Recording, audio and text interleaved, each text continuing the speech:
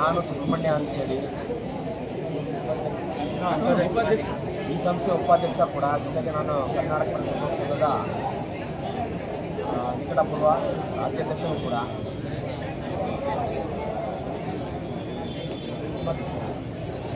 ಮತ್ತೆ ಈ ದಿನ ನಮ್ಮ ಕರ್ನಾಟಕ ಅಮೇಚರ್ ಖೋಖೋ ಅಸೋಸಿಯೇಷನ್ನಿಂದ ಪ್ರಕಾಶ್ ಅವರ ಸ್ಮರಣಾರ್ಥ ನಡೆಸ್ತಾ ಇರೋದು ಭಾಳ ಸಂತೋಷ ವಿಷಯ. ಪ್ರಕಾಶ್ ಅವರು ತಾವು ಬದುಕಿದ್ದಾಗ ಖೋಖೋನೇ ತನ್ನ ಉಸಿರು ಅಂತ ಇದ್ದಂಥವ್ರು. ತಮಗೆ ಕಾಲು ನೋವಾಗಿದ್ದಾಗ ಸುಧಾ ಟೂರ್ನಿಮೆಂಟ್ ನಡೆಸಿದಂಥ ಯಾರು ಏಕೈಕ ಕ್ರೀಡಾಪಟು ಇದ್ದರೆ ಅದು ಪ್ರಕಾಶ್ ಅವರು ಅಂತ ಹೇಳೋದಕ್ಕೆ ನಮಗೆ ಖುಷಿ.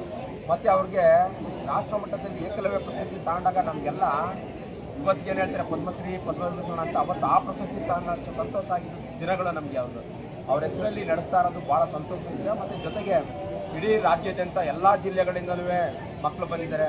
ಅವ್ರಿಗೆಲ್ಲ ಈ ಖೋಖೋ ಇದರಿಂದ ಶುಭ ಆಗಲಿ ಅಂತೇಳಿ ತಮ್ಮ ಮೂಲಕ ಹಾರೈಸ್ತಾರೆ. ಸರ್, ಒಂದು ದೊಡ್ಡ ಜವಾಬ್ದಾರಿ ಅಂತ ಕಾಣುತ್ತೆ ಸರ್ ತಮಗೆ. ಈ ಒಂದು ಸಂಸ್ಥೆನಲ್ಲಿ ದೊಡ್ಡ ಜವಾಬ್ದಾರಿ ಕೂಡ ಕೊಟ್ಟಿದ್ದಾರೆ. ಪ್ರಕಾಶ್ ಸರ್ ಅವರ ಒಂದು ನೆನಪಿನ ಜೊತೆಗೆ ಈ ಒಂದು ಸಂಸ್ಥೆನ ಯಾವ ತರ ತಾವು ಇಡೀ ರಾಜ್ಯದಲ್ಲಿ ಮುಂದುವರ್ಕೊಂಡು ಹೋಗ್ತೀರಾ ಸರ್?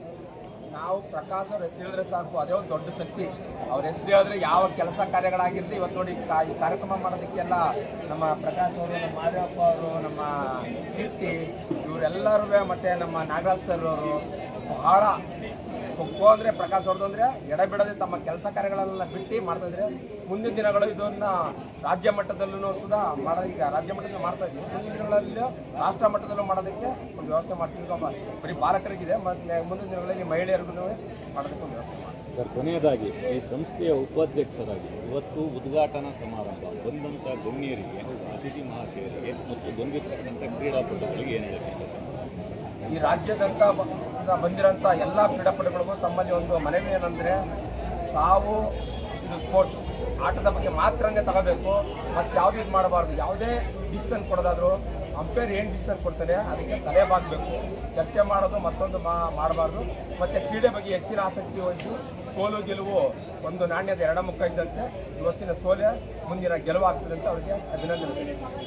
ಬಂದಂಥ ಅತಿಥಿ ಮಹಾಶಯರಿಗೆ, ಗಣ್ಯರಿಗೆ ಏನು ಹೇಳ್ತಾರೆ?